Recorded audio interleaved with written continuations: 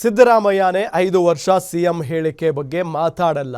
ಕುರ್ಚಿ ವಿಚಾರದಲ್ಲಿ ಸಿಹಿ ಕಹಿ ಎರಡೂ ಇರುತ್ತೆ. ಸಂಕ್ರಾಂತಿಗೆ ಗುಡ್ ನ್ಯೂಸ್ ಸಿಗುವ ವಿಶ್ವಾಸ ಇದೆ. ಡಿಕೆ ಶಿವಕುಮಾರ್ ಸಿಎಂ ಆಗೋ ಬಗ್ಗೆ ಜನವರಿವರೆಗೂ ಮಾತಾಡಲ್ಲ. ನೋಡಿ, ಸಿದ್ದರಾಮಯ್ಯನೇ 5 ವರ್ಷ ಸಿಎಂ ಹೇಳಿಕೆ ಬಗ್ಗೆ ನಾನು ಮಾತಾಡೋದಕ್ಕೆ ಹೋಗಲ್ಲ ಅನ್ನೋ ನಿಟ್ಟಿನಲ್ಲಿ ಹೇಳಿಕೆಯನ್ನ ಕೊಟ್ಟಿದ್ದಾರೆ. ಕುರ್ಚಿ ವಿಚಾರದಲ್ಲಿ ಸಿಹಿ ಕಹಿ ಎರಡೂ ಕೂಡ ಇರುತ್ತೆ. ಆದ್ರೂ ಆಗ್ಬಹುದು, ಆಗದೇನೂ ಇರಬಹುದು. ಸಂಕ್ರಾಂತಿಗೆ ಗುಡ್ ನ್ಯೂಸ್ ಸಿಗುವಂತ ವಿಶ್ವಾಸ ನನಗಿದೆ.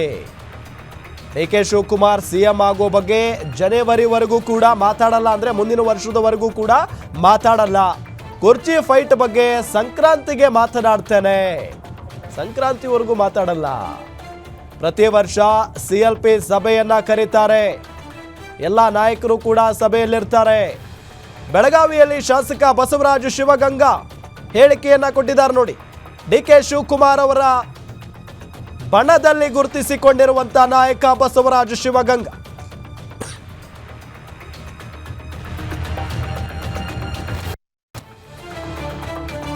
ಅದು ಹೇಳ್ತೀನಿ, ಜನವರಿ ಮಾತಾಡ್ತೀನಿ. ಜನವರಿ ಸೀಕ್ರೆಟ್ ಏನ್ ಸರ್? ಜನವರಿಗೆ ಸಂಕ್ರಾಂತಿಗೆ ಹಬ್ಬ ಮಾಡಂತ ಸಿಹಿ ಸುದ್ದಿ ಸಿಗತ್ತಂತೀರಾ ಸರ್? ಡಿಸೆಂಬರ್ ಎಳ್ಳು ಬೆಲ್ಲ ಎರಡು ಇರಬೇಕು, ಎರಡು ಇರ್ತದೆ. ಡಿಸೆಂಬರ್ ಸಿಹಿ ಸುದ್ದಿ ಸಿಗತ್ತಾ ಅನ್ಸುತ್ತೆ? ಎರಡು ಇರ್ತದೆ. ಜೀವನ ಅಂದ್ಮೇಲೆ ಬೇವು ಬೆಲ್ಲ ಎಳ್ಳು ಬೆಲ್ಲ ಎರಡು ಇರ್ತದೆ. ಡಿ.ಕೆ. ಸುರೇಶ್ ಅವರು ಕೂಡ ಒಂದು ಮಾತು ಹೇಳಿದ್ದಾರೆ, ಸೋತವನು ಗೆಲ್ಲಲೇಬೇಕು, ಗೆದ್ದವರಿಗೆ ಒಂದು ಅವಕಾಶ ಸಿಗತ್ತೆ ಅಂತ. ಸಹಜ ಅಲ್ಲ ಅದು. ಸೋತವ್ರು ಗೆಲ್ಬೇಕು, ಗೆಲ್ಲರು ಸೋಲ್ಬೇಕು, ಗೆಲ್ಲನ್ ಕಂಟಿನ್ಯೂ ಗೆಲ್ತಿರ್ಬೇಕು, ಅವೆಲ್ಲ ಇದ್ದಾವೆ. ಅವೆಲ್ಲ ಇನ್ನ ಗಾದೆ ಮಾತು ಬಿಟ್ಟು ಹೋಗಿದ್ರೆ ಅವ್ನು ಹೇಳ್ತೀವಿ, ಏನ್ ತಲೆ ಕೆಡಿಸ್ಕೊಬಿಟ್ಟು ಜನವರಿ ಸಮಾಧಾನ ಇರಿ ಸ್ವಲ್ಪ. ಗುಡ್ ನ್ಯೂಸ್ ಸಿಗುವಂತದ್ದು, ಗುಡ್ ನ್ಯೂಸ್ ಸಿಗುವಂತ ಸಣಿಯದಲ್ಲಿ ಇದೆ ಅಂತೀರಿ? ಮಾತಾಡ್ತೀನಿ, ಅದು ಹೇಳ್ತೀನಿ, ಜನವರಿ ಮಾತಾಡ್ತೀನಿ. ಜನವರಿ ಸೀಕ್ರೆಟ್ ಏನ್ ಸರ್? ಜನವರಿಗೆ ಸಂಕ್ರಾಂತಿಗೆ ಹಬ್ಬ ಮಾಡಂತ ಸಿಹಿ ಸುದ್ದಿ ಸಿಗತ್ತಂತೀರಾ ಸರ್? ಡಿಸೆಂಬರ್ ಎಳ್ಳು ಬೆಲ್ಲ ಎರಡು ಇರಬೇಕು, ಎರಡು ಇರ್ತದೆ. ಡಿಸೆಂಬರ್ ಸಿಹಿ ಸುದ್ದಿ ಸಿಗತ್ತಾ ಅನ್ಸುತ್ತೆ? ಎರಡು ಇರ್ತದೆ. ಜೀವನ ಅಂದ್ಮೇಲೆ ಬೇವು.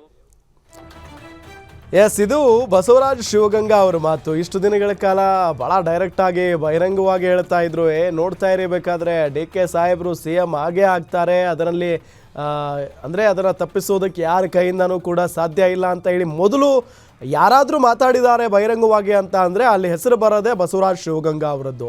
ಸೊ ಈಗ ಯಾಕೋ ಸ್ವಲ್ಪ ತಾಪೆ ಹಚ್ಚುವಂಥ ಕೆಲಸ ಮಾಡ್ತಾ ಇದ್ದಾರೆ. ನಾನು ಈಗ ಮಾತಾಡಲ್ಲ, ಸಂಕ್ರಾಂತಿಗೆ ಮಾತಾಡ್ತೀನಿ, ಜನವರಿಗೆ ಮಾತಾಡ್ತೀನಿ, ಡಿ.ಕೆ. ಸಾಹೇಬರು CM ಆಗೇ ಆಗ್ತಾರೆ ಅನ್ನೋ ನಿಟ್ಟಿನಲ್ಲಿ ಮತ್ತೊಮ್ಮೆ ಪುನರುಚ್ಚಾರ ಮಾಡಿರೋದು.